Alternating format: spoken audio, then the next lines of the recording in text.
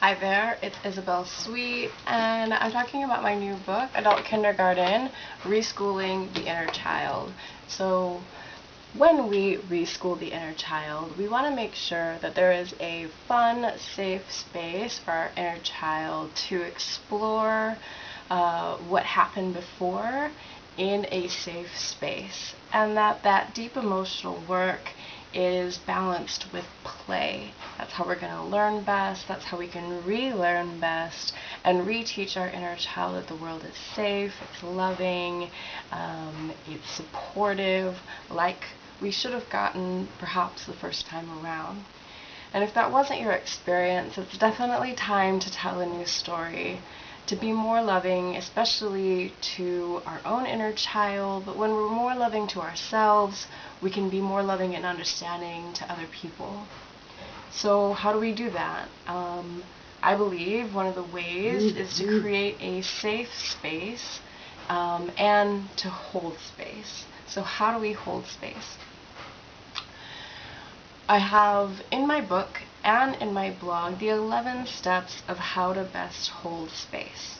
The number one thing is to set aside a time to be with someone else without any distractions. So we're turning off our phone, television, music, anything going on in the background. We're not giving anything else our attention. That person has our complete, undivided, loving attention.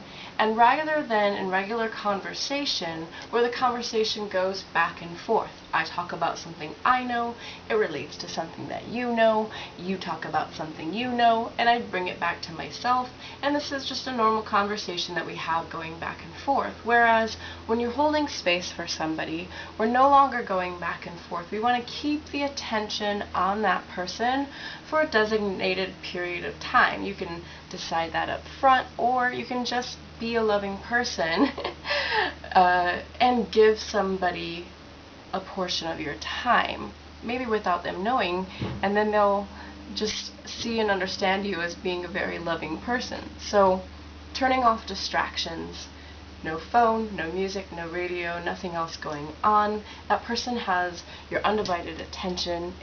They have your loving gaze. So continuing to maintain eye contact on that person, even when they're deep in thought, when they're looking away, when they're crying, when they're upset, they want to look back at you and see that your eyes never left them. The whole time you were continuing to give them your undivided attention.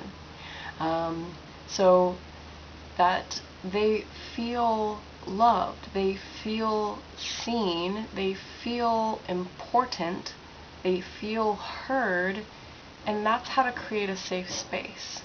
It's pretty easy to do, and if you don't do anything else other than just give somebody your undivided attention, you're already doing enough to hold space and to be a loving person. Sometimes that's all we need, is to just be seen and heard.